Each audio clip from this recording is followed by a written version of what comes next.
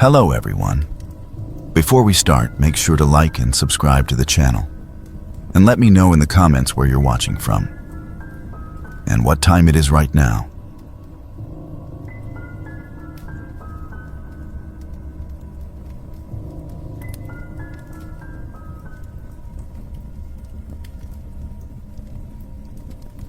It was a few years ago now, back when I was still in college and scraping together every penny for bus tickets instead of flying. I was heading from Chicago to Dallas to visit my sister for her birthday.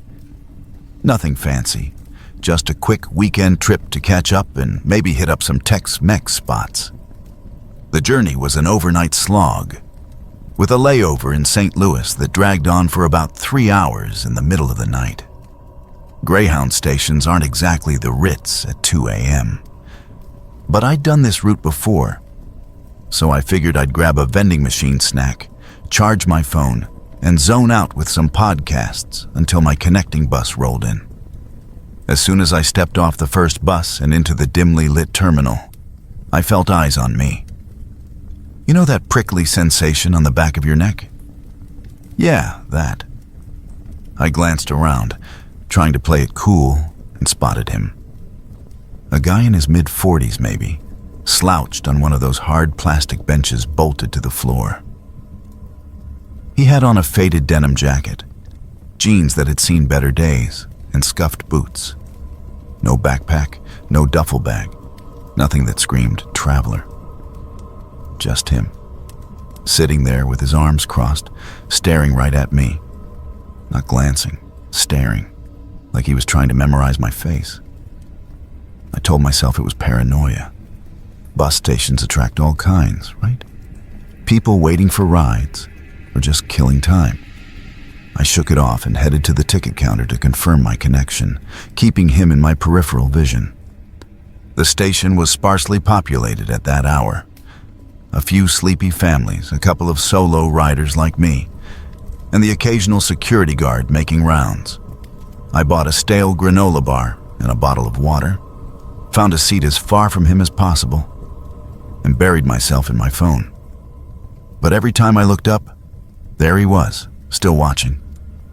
His expression wasn't leering or aggressive, it was just intense, blank almost, like he was studying me for a test. I started second-guessing myself. Was my fly down? Did I have something on my face? No, nothing like that. I even checked my reflection in the vending machine glass. Eventually, the announcement crackled over the speakers for my bus to Dallas, and I joined the short line, ticket in hand. That's when things got weirder. As I handed my ticket to the driver and climbed aboard, I heard footsteps behind me. I turned just enough to see him. He'd gotten up and slipped into line right after me, no hesitation. But he had no ticket visible, no bag, nothing. The driver, a burly guy with a no-nonsense mustache, stopped him cold. "Ticket, sir?" The man mumbled something I couldn't hear, fumbling in his pockets like he was searching for it. The driver wasn't having it. "Step aside, please. No ticket, no ride." There was a brief standoff, but the man backed off without a fight, shuffling away toward the terminal doors. I let out a breath I didn't realize I'd been holding and found a window seat near the front, close to the driver just in case. The bus pulled out, and I tried to relax as we hit the highway. The rhythmic hum of the tires and the dark landscape scrolling by lulled me into a fitful doze. A couple of hours later, we made a scheduled stop at a smaller station in some nowhere town in Missouri, probably for refueling and to let people stretch their legs. I didn't plan on getting off. I had a full water bottle and no urgent need for the restroom. But as the doors hissed open and passengers filed out, I glanced outside. And there he was, standing right by the exit doors, hands in his pockets, scanning the disembarking crowd. My heart dropped. How? He hadn't been on our bus. I'd have noticed if he'd somehow snuck on. The driver had checked everyone. Was there another bus running parallel? A car following us? My mind raced through possibilities, each one more unsettling than the last. I froze in my seat, pretending to be engrossed in my phone while watching him from the corner of my eye. He didn't approach the bus directly, but he lingered, pacing a bit, his gaze flicking toward the windows. A few passengers reboarded, and he seemed to hesitate, like he was debating whether to try again. I couldn't take it anymore. As the driver climbed back in and started the engine, I leaned forward and whispered urgently, "Excuse me, sir?" That guy out there, the one in the denim jacket. He tried to board without a ticket back in St. Louis, and now he's here. I think he's following me. Can I please stay on the bus? I don't want to get off at the next stops if I don't have to. The driver looked at me, then out the window, sizing up the situation. He nodded gruffly. "Yeah, all right. I'll keep an eye out. If he tries anything, I'll radio it in." He didn't make a big deal of it, but his tone was reassuring, like he'd seen his share of oddballs on the road. We pulled away without incident, and I didn't see the man again at that stop. But I was on high alert for the rest of the trip, jumping at every shadow and scanning every face at subsequent breaks. I texted my sister about it, downplaying it a bit so she wouldn't freak out, but enough that she'd pick me up right at the station in Dallas instead of making me Uber. The bus rolled into Dallas around the dawn, and as I gathered my things, I half expected him to be waiting on the platform. But he wasn't. No sign of him at all. My sister was there, waving from her car, and I practically sprinted to her. Over breakfast tacos that morning, I spilled the whole story, and we puzzled over it. How had he gotten ahead? Turns out, after some quick online searching later, there are multiple bus routes and even Amtrak lines that crisscross those states with overlapping stops. He could have caught a faster connection or hitched a ride. Maybe he was heading the same way for his own reasons and just happened to fixate on me because I looked familiar or something innocuous.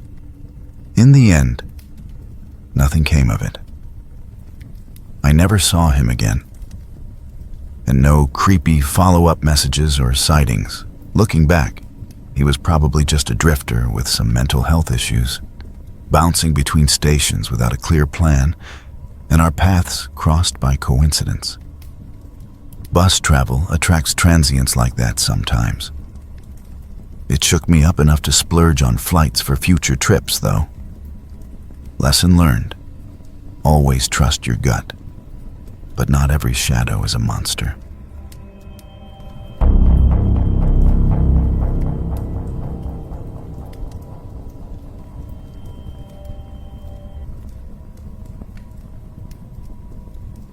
I remember that day like it was yesterday, even though it's been years since it happened.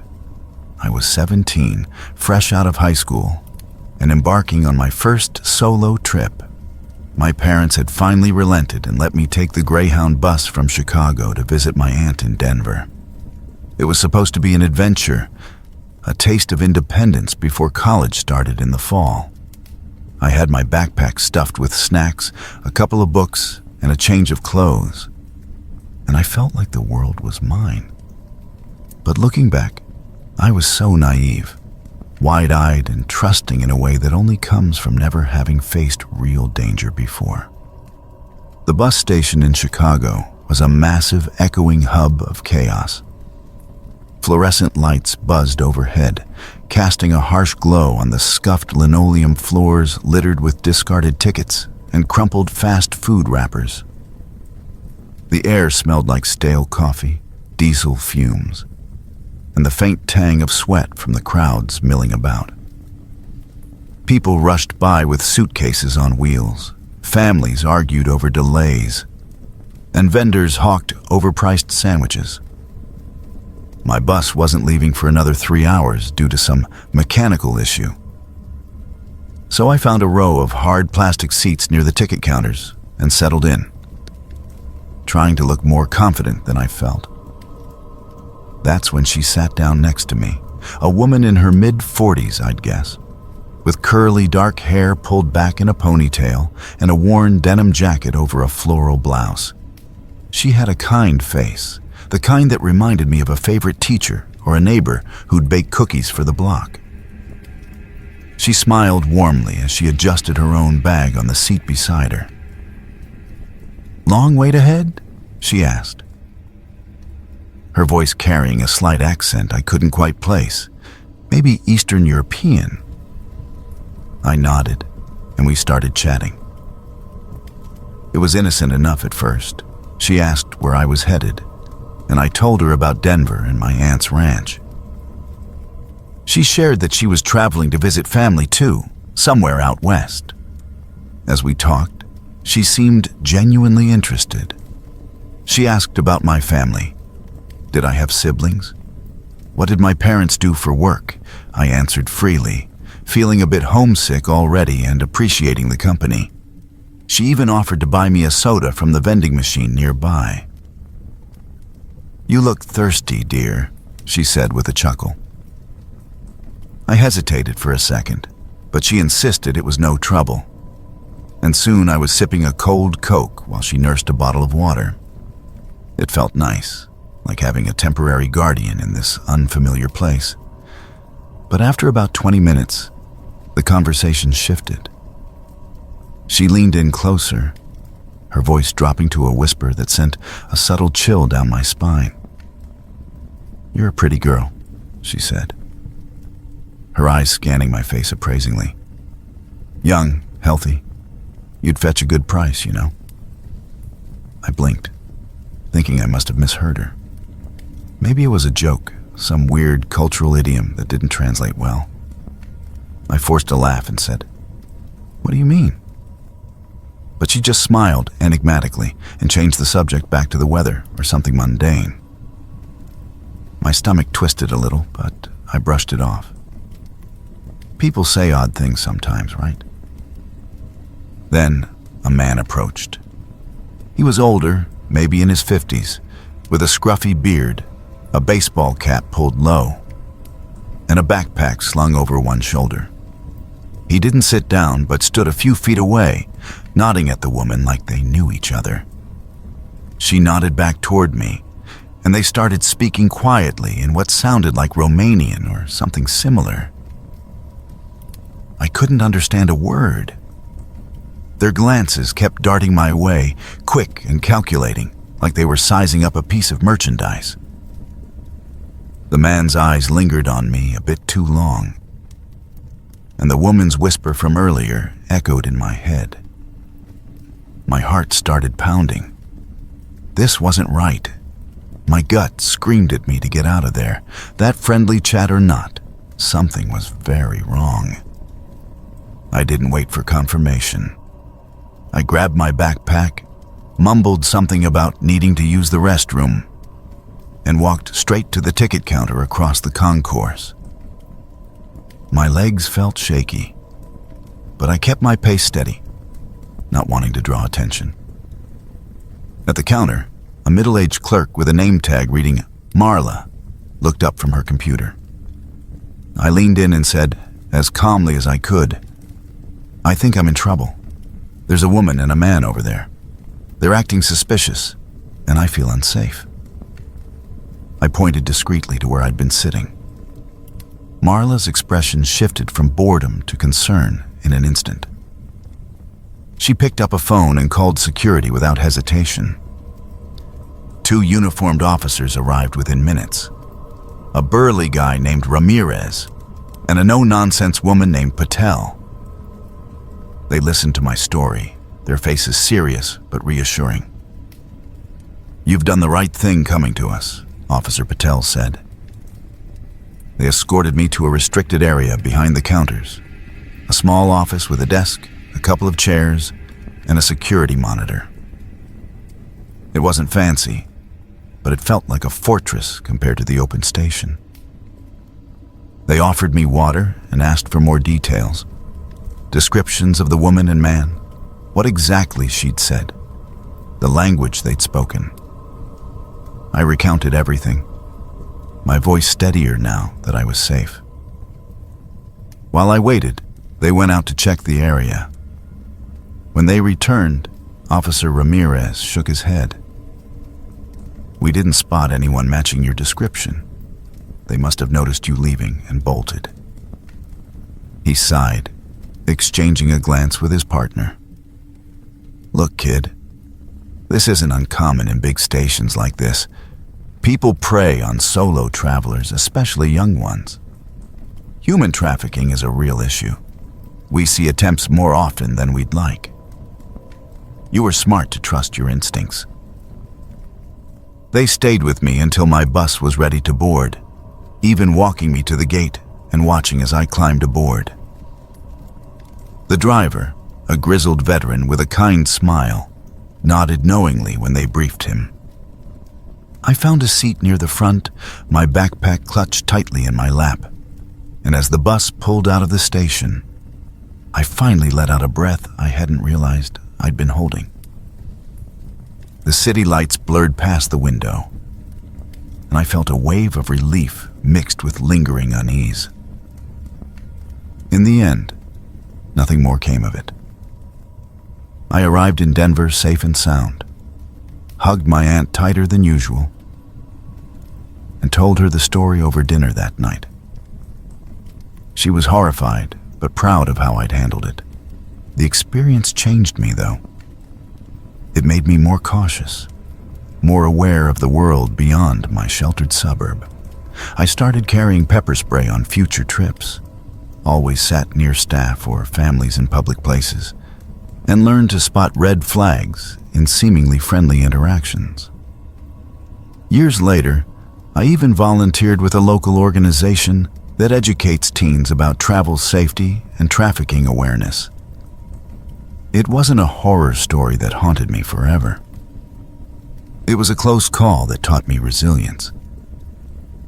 And for that, in a strange way, I'm grateful.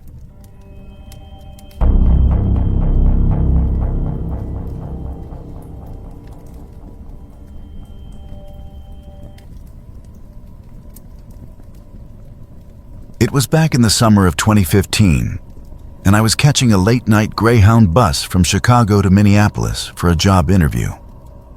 I'd just finished a long shift at my warehouse gig, and I was bone-tired, lugging a duffel bag with a change of clothes and some snacks. The terminal at Union Station was its usual chaotic self. Dim fluorescent lights buzzing overhead, the smell of stale coffee and fast food hanging in the air, and clusters of people milling about with their tickets in hand. Buses idled outside, engines rumbling like distant thunder, while announcements crackled over the intercom about delays and boarding calls. That's when I first noticed her. She was a young woman, maybe in her mid-20s, with shoulder-length dark hair tied back in a messy ponytail, wearing a faded denim jacket over a graphic tee, jeans, and scuffed sneakers. She was pacing back and forth near the vending machines, phone pressed to her ear, her voice hushed but urgent. I couldn't make out the words at first, but as I got closer to grab a soda, I heard snippets, something about, "I can't do this anymore," and "Please, just listen."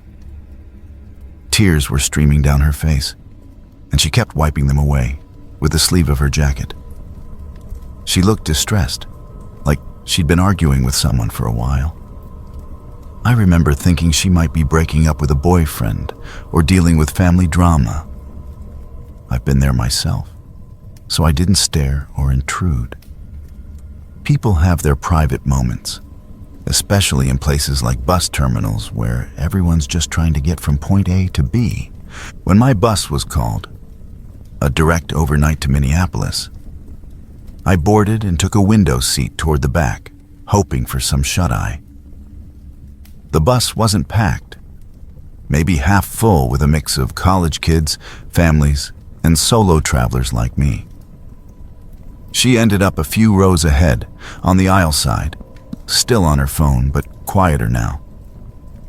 She hung up shortly after we pulled out, around 11 p.m., and I saw her slump against the window, staring out into the dark Illinois night as the city lights faded behind us. The bus hummed along the interstate, the driver occasionally announcing stops over the speakers. I dozed off for a bit, listening to the low murmur of conversations and the occasional snore from across the aisle. About 2 hours in, we pulled into a rest area somewhere off I-90, probably near Rockford. It was one of those standard highway stops. Gas station, fast food joints, bathrooms, and a few picnic tables under harsh sodium lights.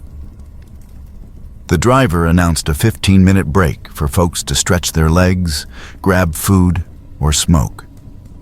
Most of us got off. I needed to use the restroom and get some fresh air. She stepped off ahead of me, phone back in hand, dialing someone as she wandered toward the edge of the parking lot. I caught a glimpse of her under the lights, gesturing animatedly while talking, her voice rising again in frustration. I didn't think much of it. People make calls during stops all the time. When the driver blew the horn and called everyone back, I boarded and settled in. But she didn't return. The driver did a quick head count, walking down the aisle and glancing at seats. He paused at hers, noted the empty spot, and asked if anyone knew where the young lady in the denim jacket was. A couple of passengers shrugged. Someone mentioned seeing her on the phone outside. The driver checked his manifest, muttered something about how riders sometimes hop off without notice or switch to another bus at stops.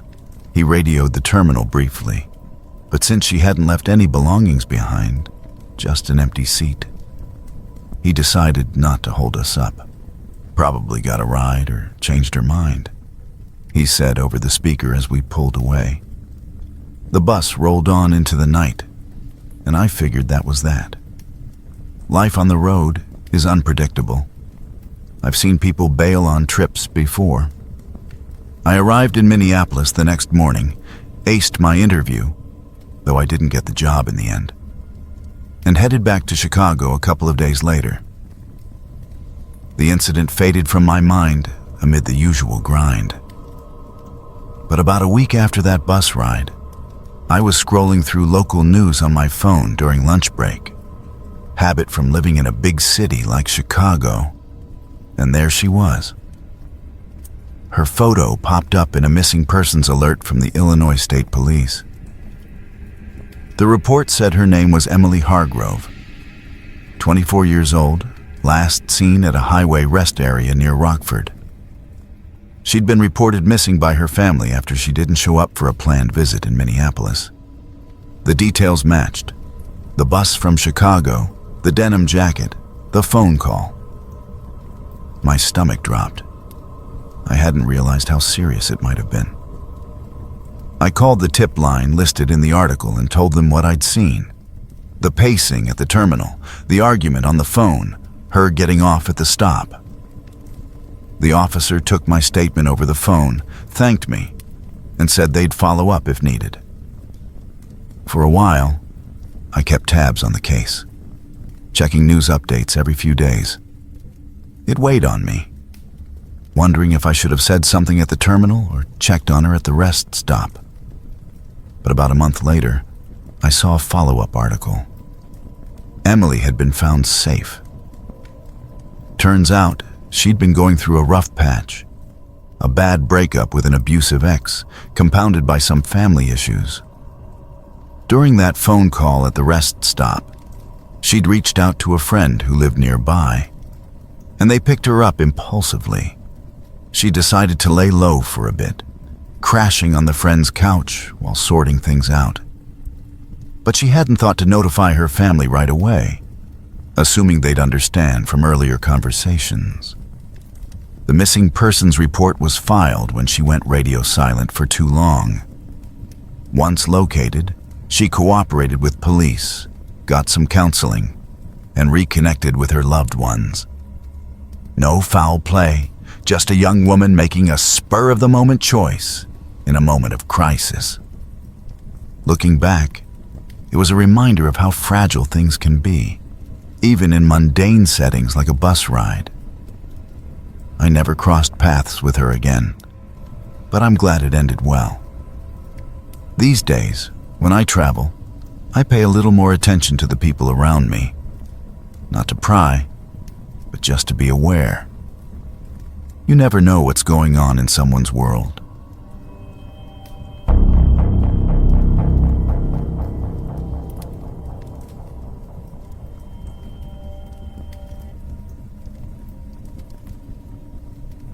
Back when bus stations still had those old-school rental lockers, you know, the kind with the clunky keys and coin slots, I made a habit of using them during long layovers. It was a lifesaver for a budget traveler like me, lugging around a backpack full of clothes, snacks, and whatever books I could fit to pass the time. I'd drop my stuff, stretch my legs, maybe grab a coffee from a vending machine, and not worry about watching my bag every second. This particular incident happened one chilly autumn night in the early 2000s at a small Greyhound station somewhere in the Midwest. Think rural Illinois or maybe Indiana. One of those forgettable stops between Chicago and St. Louis.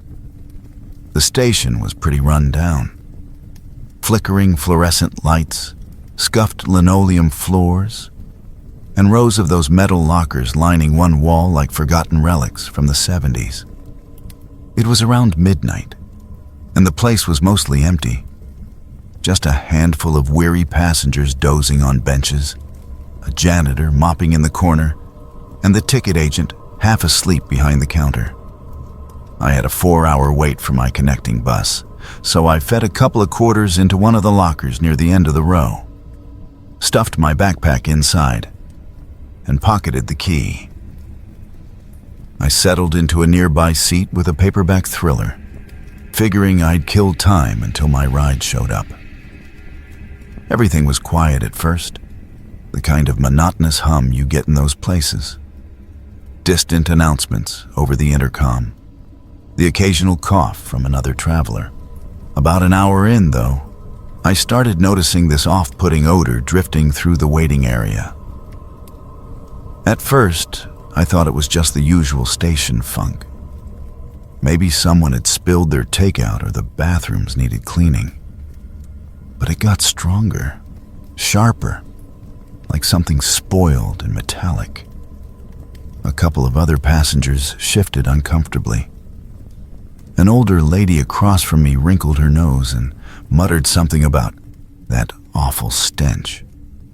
I glanced around, trying to pinpoint it, and realized it seemed to be coming from the direction of the lockers. Pretty soon, the smell was bad enough that people were complaining to the ticket agent. He radioed for the security guard, a burly guy in his 50s, probably moonlighting from a day job, who ambled over with a flashlight and a set of master keys. He sniffed the air, made a face, and started checking the lockers one by one, starting from the middle of the row. A small crowd gathered, including me, out of sheer boredom and curiosity. When he got to a locker a few doors down from mine, maybe 3 or 4 away, he jiggled the door open, and the wave of stench that hit us was overwhelming. He staggered back, gagging into his sleeve, his face turning green. "What the hell?" he choked out, shining his light inside. There, crammed into the narrow space, was a large black trash bag, sealed tight with layers of duct tape. It was bulging oddly, and dark stains had seeped through the plastic at the bottom. The guard didn't touch it right away. Instead, he called the local police on his radio, describing it as, possible hazardous material or something worse. While we waited, a few passengers speculated wildly. One guy joked it was a body, but most of us dismiss that as over the top. The smell was definitely rotten meat, though. Pungent, gamey, not quite like spoiled groceries from a fridge. A trucker waiting for his bus leaned in and said, "That ain't pork or beef, I'll tell you that much. Smells more like venison gone bad, or maybe roadkill." The cops arrived within 20 minutes. 2 officers in a patrol car, looking more annoyed than alarmed at the late-night call. They donned gloves, carefully slid open the bag with a knife, and peered inside. Sure enough, it was filled with chunks of rotting meat, raw, bloody cuts that had clearly been sitting for days, if not longer. No bones or anything identifiable at first glance, but the officers confirmed it was animal flesh, not human, which eased the tension in the room a bit. They bagged it up as evidence and questioned the guard and ticket agent about who might have rented that locker. In the meantime, they cleared out the entire row of lockers, taping it off with yellow caution tape to air out the area and prevent anyone from using them. I had to retrieve my backpack under supervision, and thankfully, it didn't reek too badly. Just a faint whiff that aired out after a while. The station staff handed out apologies and free coffee vouchers, but the mood was soured. My bus finally pulled in around 3 a.m., and I was glad to get out of there. From what I heard later, pieced together from a local news blurb I caught on my phone a couple of days after, I think the police traced the locker rental to some transient who'd passed through earlier that evening. Turns out, the meat was from a deer. The guy was an amateur hunter who'd bagged it illegally out of season and panicked when he realized he couldn't transport it on the bus without drawing attention. He stashed it in the locker, planning to come back, but either forgot or got spooked and ditched the idea. No charges were filed, since they couldn't locate him, and the bag was just disposed of as biohazard waste. The station deep cleaned the lockers the next day, and life went on as usual in that sleepy Midwest stop. It was bizarre and gross, but in the end, nothing more sinister than a bad decision by some fool with a rifle. Still makes me think twice about using public storage, though.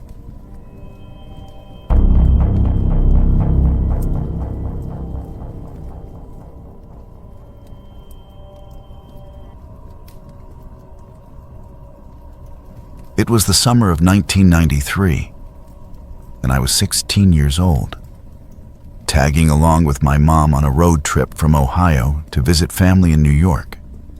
We weren't exactly flush with cash, so we were taking Greyhound buses the whole way, which meant long layovers and dingy terminals that smelled like stale coffee and diesel fumes. Our stop in Pittsburgh was supposed to be quick, just a couple of hours to stretch our legs, grab some vending machine snacks, and wait for the next leg of the journey. But that afternoon in the Pittsburgh bus station turned into something I'll never quite shake. Even though, looking back, it probably wasn't as mysterious as it felt in the moment. The terminal was bustling, the kind of place where people from all walks of life crossed paths. Business travelers in rumpled suits, families with crying kids, and folks down on their luck hauling everything they owned in trash bags.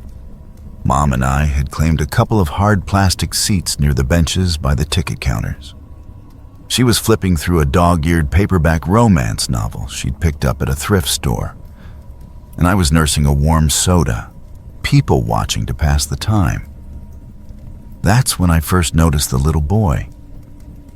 He was sitting alone on a bench about 20 feet away, couldn't have been more than 6 or 7 years old.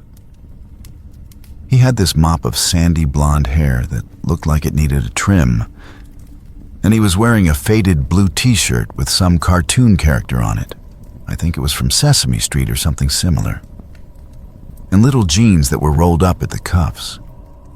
Slung over his lap was a small backpack, the kind with bright colors and the straps that were too long for him, dangling down to the floor. What struck me most was how still he was. No fidgeting, no looking around for his parents, no tears. He just sat there, staring at the scuffed linoleum tiles like they held some secret only he could see. In a place full of noise and movement, he seemed oddly out of place, like a statue someone had forgotten to move. Mom noticed him too, almost at the same time. She's always been the nurturing type, the one who can't walk past a stray cat without checking if it's okay. She leaned over to me and whispered, "Honey, does that little guy look lost to you? He's all by himself." I nodded, feeling a twinge of unease. We watched him for a minute or two, hoping maybe a parent would show up from the bathroom or the snack line. But no one did. Finally, Mom couldn't stand it anymore. She set her book down, stood up, and walked over to the bench, me trailing a few steps behind like a reluctant shadow. "Hey there, sweetie," she said softly, crouching down to his level with that warm smile she reserves for kids and puppies. "Are you okay? Where's your mommy or daddy?" The boy didn't look up right away. His eyes stayed glued to the floor for a beat, then slowly lifted to meet hers. He had these big blue eyes that seemed too serious for a kid his age, but he didn't say a word. No nod, no shake of the head, nothing. Just that blank stare. Mom tried again, her voice a little gentler. "Is someone coming to get you? You can tell me. I'm a mom too, and I just want to make sure you're safe." Still nothing. He clutched his backpack a bit tighter, but that was it. Before she could say anything else, a man appeared out of nowhere. Or at least, that's how it felt. 1 second, the area around the bench was clear. The next, this guy in a plain gray ball cap, jeans, and a windbreaker was striding up like he owned the place. He was average looking, maybe in his 30s, with a scruffy beard and sunglasses perched on top of his hat. Without a word to us, he reached down, grabbed the boy's hand, and pulled him to his feet. The kid didn't resist. He just stood up and let himself be led away, backpack swinging from his free hand. They headed toward the exit doors leading to the bus bays, weaving through the crowd without a backward glance. Mom's instincts kicked in immediately. "Wait a minute," she called after them, but they didn't stop. She turned to me, her face pale. That didn't look right. "Come on." We hurried over to the nearest security desk, where a couple of guards in uniforms were chatting over coffee. Mom explained the situation breathlessly. The lone boy, the silent response, the man who swooped in and took him. "You need to check it out," she insisted. "They just vanished into the crowd out there." The guards took her seriously enough. At least, they acted like it. One radioed for backup, while the other asked us for descriptions. The boy's hair and clothes, the man's hat and build. They ushered us to a side office and had us wait while a team fanned out to search the terminal, the bus bays, and even the parking lot. We sat there for what felt like hours, though it was probably only 20 minutes, sipping water from paper cups and replaying the scene in our heads. I kept thinking about how no one else in that packed terminal seemed to have noticed the boy at all. People were milling around, reading newspapers, arguing on payphones. But when the guards started asking around later, folks just shrugged. "Didn't see any kid like that," they'd say. It was like Mom and I were the only ones tuned into that particular frequency. Eventually, one of the guards came back with an update. They'd checked the surveillance tapes, grainy black and white footage from cameras mounted high on the walls, and sure enough, there we were, approaching the boy. But the tape showed something we hadn't expected.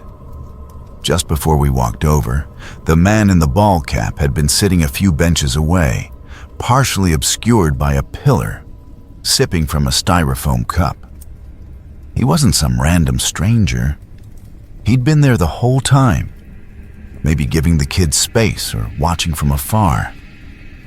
The boy didn't look scared on the tape. He just followed the man out to a waiting bus bound for Philadelphia. By the time security got out there, the bus had already pulled away, right on schedule. The guards figured it was probably the boy's dad or uncle, maybe dealing with a custody handoff or just a tired family on the move. They called the bus company to alert the driver. And later that evening, while Mom and I were on our own bus, we got a follow-up call at a rest stop payphone. The driver confirmed a man and boy matching the description had boarded, paid in cash, and gotten off at the next major stop without incident. No signs of distress, no missing persons report filed that matched. The kid even had a snack from his backpack during the ride, according to the driver. Looking back now, as an adult with kids of my own, I realize it was likely just one of those fleeting, everyday moments that gets amplified in your mind when you're young, and the world feels full of hidden dangers. Maybe the boy was shy or autistic, explaining why he didn't respond. Maybe the man was his guardian, stressed from travel and not in the mood for chit-chat with strangers. The vanishing was probably just the chaos of a busy station.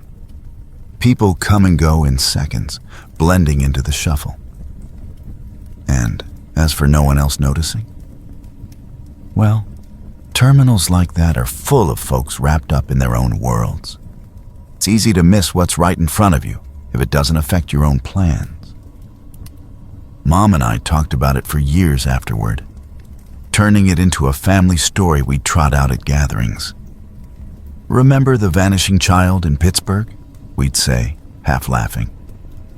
It spooked us at the time, sure. But in the end, it was nothing more than a reminder to keep an eye out, and to trust that sometimes things are exactly as ordinary as they seem. We boarded our bus that day, arrived in New York without further drama, and life went on.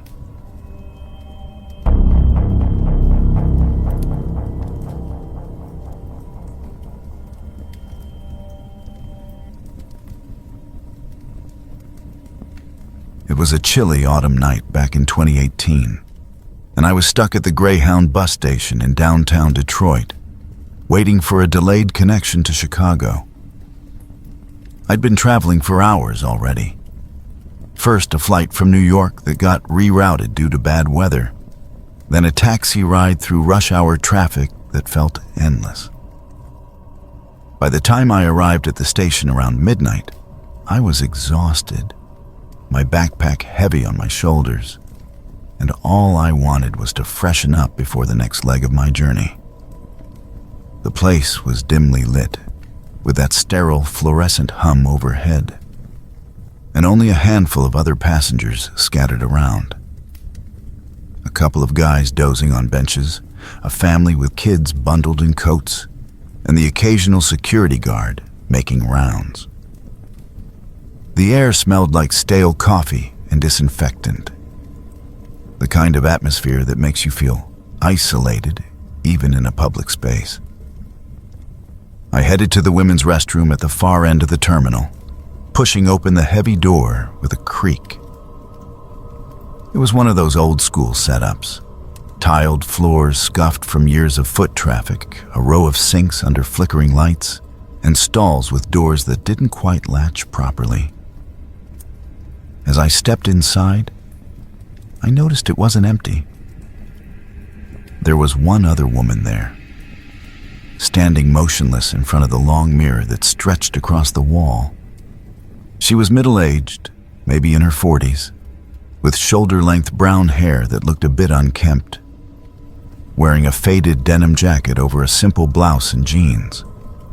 She wasn't doing anything, just staring blankly at her reflection, her hands limp at her sides. No makeup bag, No running water, nothing. It struck me as odd, but I figured she might be lost in thought or dealing with some personal issue. People in bus stations often have their own stories, right? I didn't want to intrude, so I slipped into one of the stalls, locked the door as best I could, and took care of what I needed. When I came out a couple of minutes later to wash my hands, she was still there. But now she turned slowly toward me. Her eyes met mine in the mirror first. Then she pivoted fully, her expression a mix of desperation and something I couldn't quite place. Fear, maybe. Her voice was soft but steady when she spoke. "Do you think they'll still be able to find me if I cut my hair?" The question hung in the air like a bad dream. I froze for a second, my hands dripping under the faucet. Who was they? Was she running from someone? An abusive partner, the police? Or just her own demons? My mind raced through possibilities. Maybe she was in witness protection, or perhaps she was experiencing a mental health crisis. I didn't know how to respond. It felt too personal, too raw. I mumbled something non-committal like, I'm not sure. But honestly, I was already backing toward the door, my heart pounding a little faster than it should have. I grabbed my backpack and hurried out without drying my hands, the door swinging shut behind me with a thud. Once I was back in the main area, I scanned the room for someone in authority. A station attendant was behind the ticket counter, scrolling on his phone, so I approached him quickly, my voice a bit shaky as I explained what had happened. "There's a woman in the restroom acting strange," I said. "She asked me this weird question about cutting her hair to hide from someone. You might want to check on her. She seemed really distressed." He looked up, nodded wearily, like this wasn't the first odd report he'd heard that night, and radioed for a security guard. A burly guy in a uniform showed up a minute later, and the two of them went to investigate while I waited nearby, sipping from a water fountain to calm my nerves. They were back in less than 5 minutes. "Ma'am, the restroom's empty," the guard told me, shrugging. "No one in there. We checked all the stalls." I insisted they look again, describing her in detail, the jacket, the hair, but they just exchanged glances and assured me everything was fine. Maybe she'd slipped out while I was talking to the attendant, they suggested. The station had side exits, and people came and went all the time without notice. I felt a mix of relief and embarrassment. Had I overreacted? As I sat back down to wait for my bus, I replayed the encounter in my head. It was unsettling, sure. But in a place like that, late at night, you encounter all sorts. She was probably just someone going through a tough time, maybe escaping a bad situation, and she'd moved on before anyone could intervene. My bus finally arrived about half an hour later, and I boarded without any further incidents. Looking back, I hope she found whatever safety she was seeking, wherever she ended up. Life's full of fleeting moments like that. Strangers brushing past with their hidden burdens.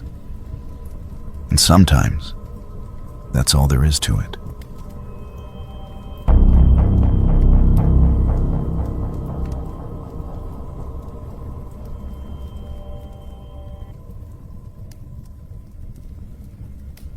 It was the summer of 1998, and I had just turned 17 a couple of months earlier.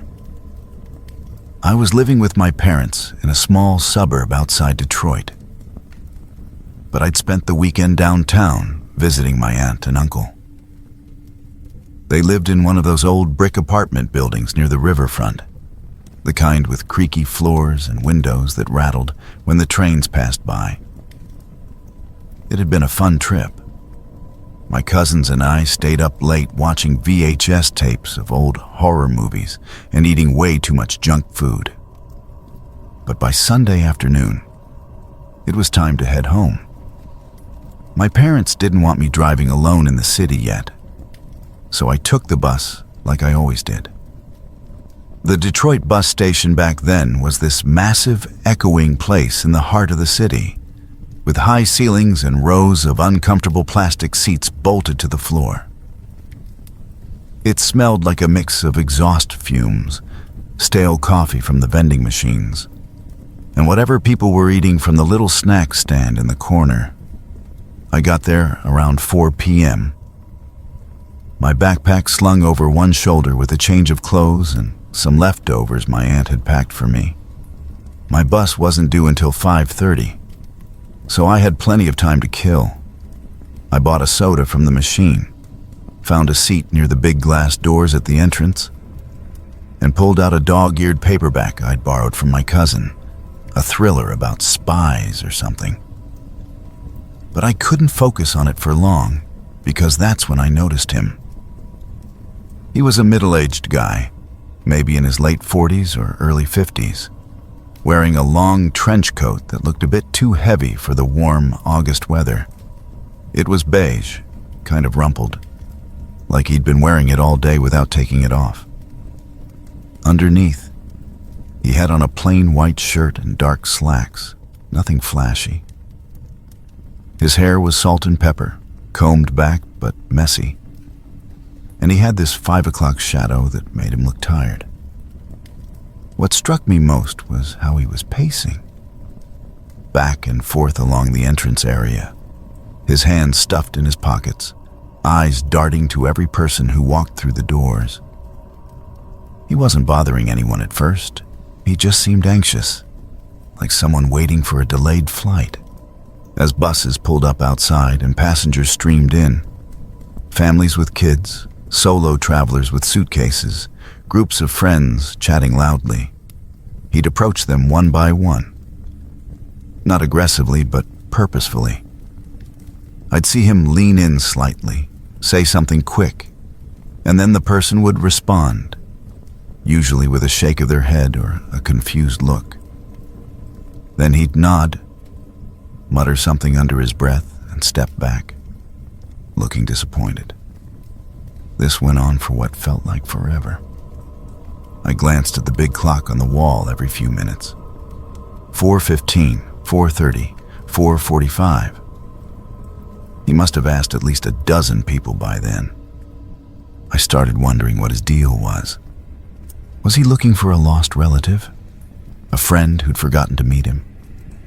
Or maybe he was one of those eccentric types you sometimes see in big cities, harmless but odd. At one point, he came close to where I was sitting. A young woman about my age got off a bus, her hair tied back in a ponytail, carrying a duffel bag. He walked right up to her, and I heard him clearly for the first time. "Excuse me, miss, is your name Sarah?" She looked startled, shook her head no, and hurried past him toward the ticket counter. He sighed, rubbed his forehead, and resumed pacing. I felt a little uneasy watching it all, but the station was busy, and no one else seemed to pay much attention. People were too wrapped up in their own travels, checking schedules, arguing on payphones, or dozing off in their seats. By around 5 p.m., nearly an hour after I'd arrived, a security guard finally took notice. He was a burly guy in a uniform, probably in his 30s, with a walkie-talkie clipped to his belt. He approached the man slowly, hands visible, like he was used to dealing with all sorts of situations. "Sir, everything all right here? You've been approaching a lot of folks." The man stopped pacing and looked at the guard, his expression calm but weary. He didn't seem defensive or angry. If anything, he looked relieved to have someone to talk to. "I'm just waiting for my daughter," he said, his voice steady but edged with worry.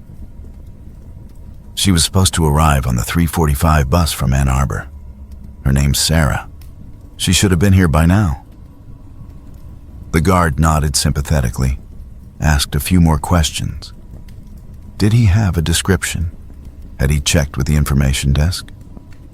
The man pulled out a photo from his wallet, showed it to the guard, and they talked quietly for a minute.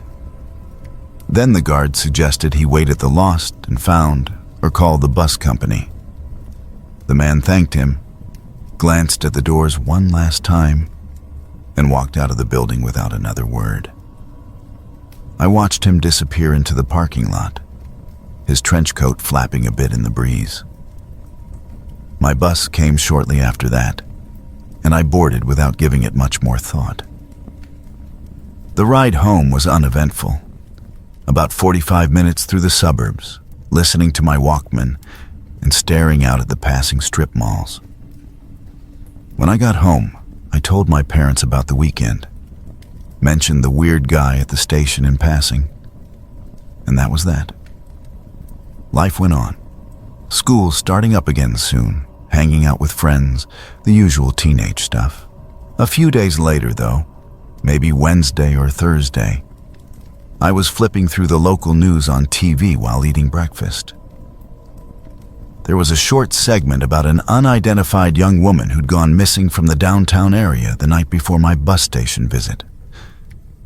She was in her early 20s, last seen near a park not far from the station, and the police were asking for tips.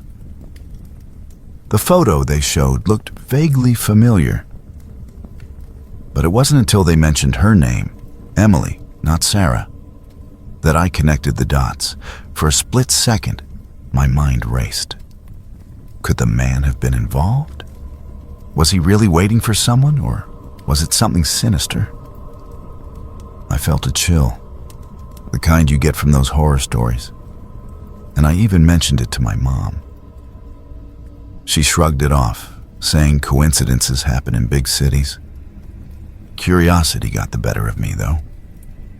Over the next week, I kept an eye on the news, and eventually the story updated.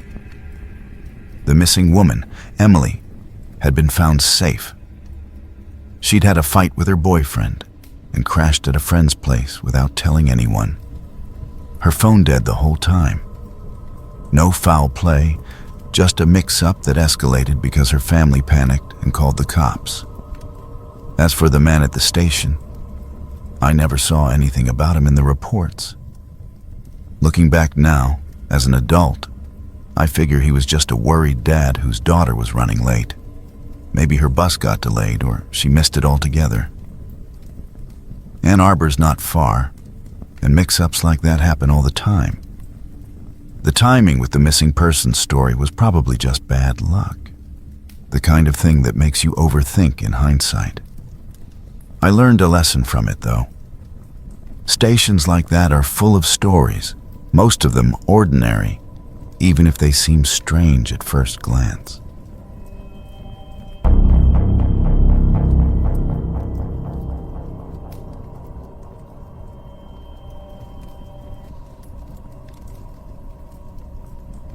It was a muggy afternoon in late summer 2007, and I found myself stuck at the Greyhound bus station in downtown Los Angeles.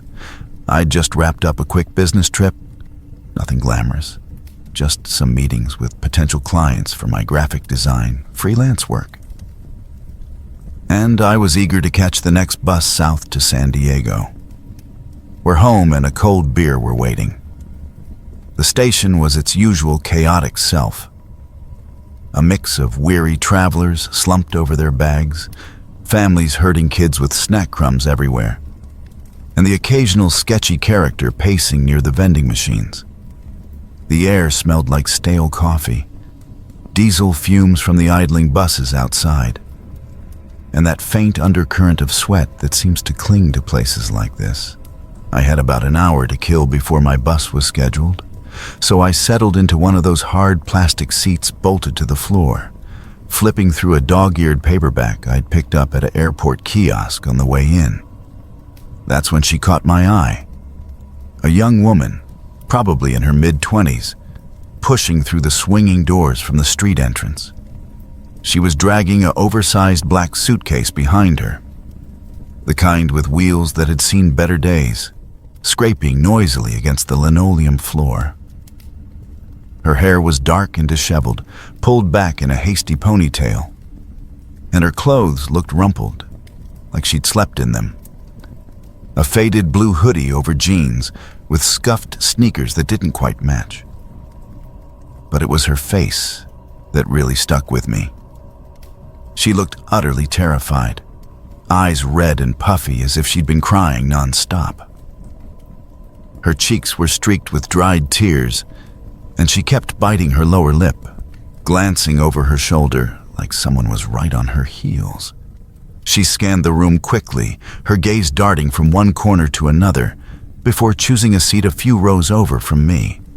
Not too close, but within my line of sight.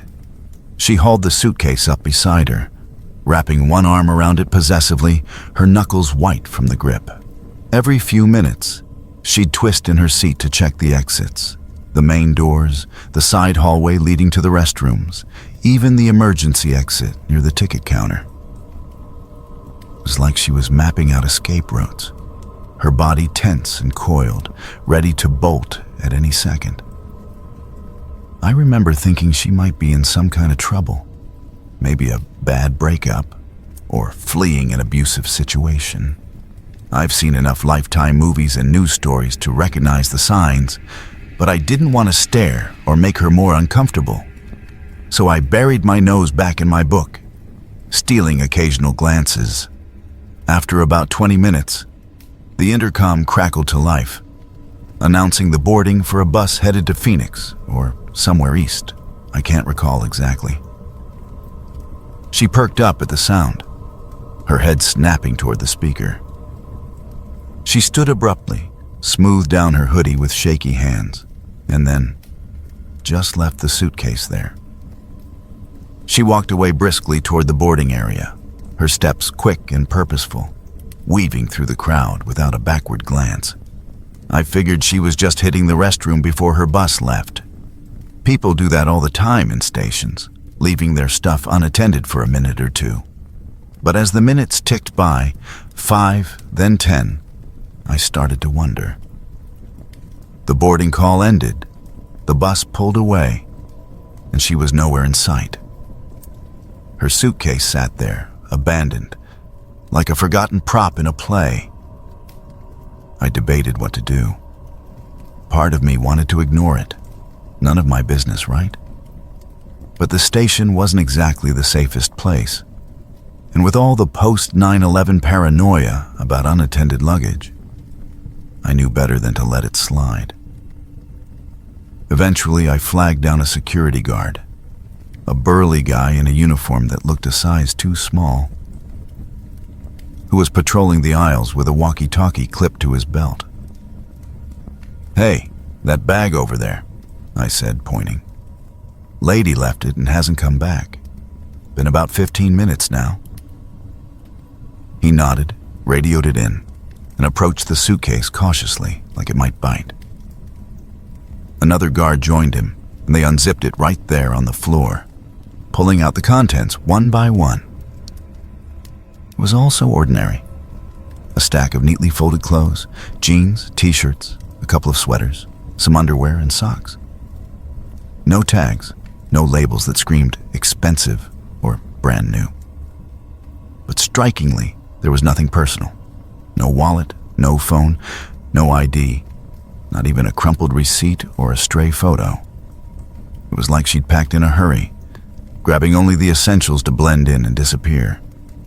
They poked around a bit more, checking the lining for hidden compartments, but came up empty. "Probably just ditched it," the first guard muttered, zipping it back up. They hauled it off to the lost and found office, logging it in their system with a description and the time.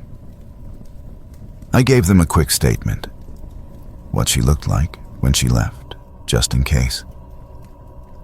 My bus was called shortly after, and I boarded, settling into a window seat as we pulled out onto the freeway.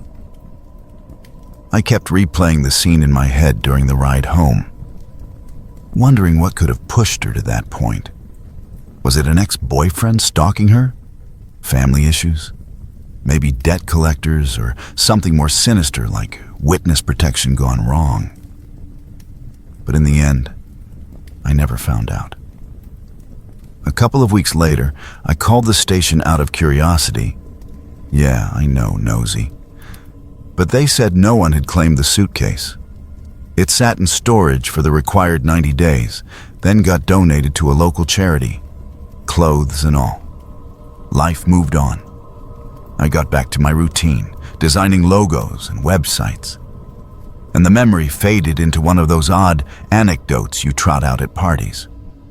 Looking back now, years later, I figure she was probably escaping something domestic. Abuse, maybe, or a controlling relationship. Stations like that are gateways for people starting over, shedding their old lives like snakeskin. She must have decided in that moment that the suitcase was weighing her down, a traceable link to whatever she was leaving behind. By abandoning it, she could vanish cleaner, start fresh somewhere else. It's sad, really, but also kind of hopeful. She took action, even if it meant walking away with nothing. I hope she found whatever safety she was seeking. These days, whenever I'm in a bus station, I scan the faces a little more closely, reminded that everyone's carrying their own invisible baggage.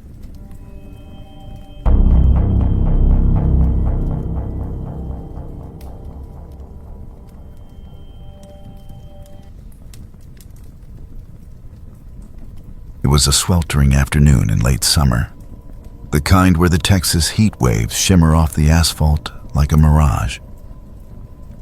I was at the Greyhound bus depot in Dallas, waiting for my connection to Austin after a long weekend visiting family.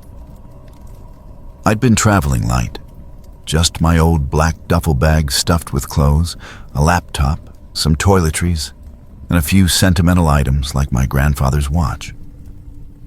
Nothing extravagant, but enough to make losing it a nightmare. I remember feeling parched from the dry air, so I decided to dash over to the vending machines across the waiting area for a bottle of water and a bag of chips. The depot was buzzing with the usual crowd. Tired families with kids in tow, solo travelers scrolling on their phones, and the occasional sketchy character lurking in the corners. I set my bag down next to a bench, right in my line of sight, or so I thought, and hurried over. It couldn't have been more than 2 minutes, tops. When I got back, munching on my chips, something felt off immediately. There was a duffel bag in the exact spot where mine had been. But as I got closer, I realized it wasn't mine. It looked almost identical. Same faded black canvas, same scuffed zipper pulls, even the same generic travel tag dangling from the handle. But the weight was wrong when I picked it up. It was way too light, like it was stuffed with nothing but air. My heart dropped into my stomach. I unzipped it quickly, right there in the middle of the depot, and sure enough, it was completely empty. No clothes, no laptop, nothing. Just a hollow shell. Panic hit me like a freight train. I spun around, scanning the crowd, my mind racing through worst-case scenarios. Was this some kind of mix-up? A prank? Or worse, had someone swapped it on purpose? I grabbed the empty bag and bolted toward the security desk near the entrance, my snacks forgotten on the floor. The guard on duty was an older guy, probably in his 50s, with a mustache and a bored expression that shifted to concern as I babbled out what happened.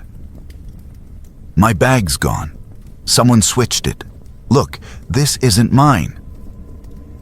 I thrust the empty duffel at him, my voice shaking. He started asking questions, description of my bag, what was in it, when I'd last seen it. But I barely heard him.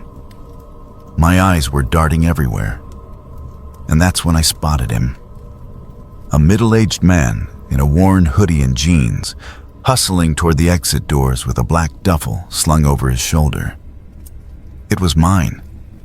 I could tell by the small tear on the side strap from when it got caught in a car door last year. He was moving fast, head down, like he didn't want to be noticed. "Hey, that's my bag," I shouted, pointing wildly. The security guard followed my gaze and immediately keyed his radio, calling for backup.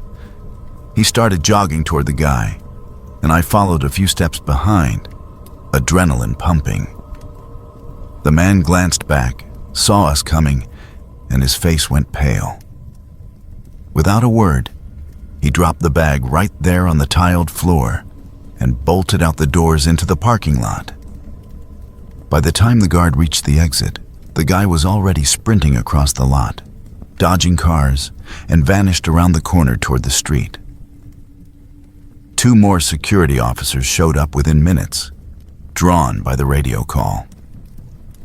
They picked up my bag, confirmed it matched my description, and let me check the contents. Everything was there. Laptop untouched, watch safe in its pocket, clothes undisturbed. It looked like he hadn't even had time to rifle through it. The empty bag we'd found?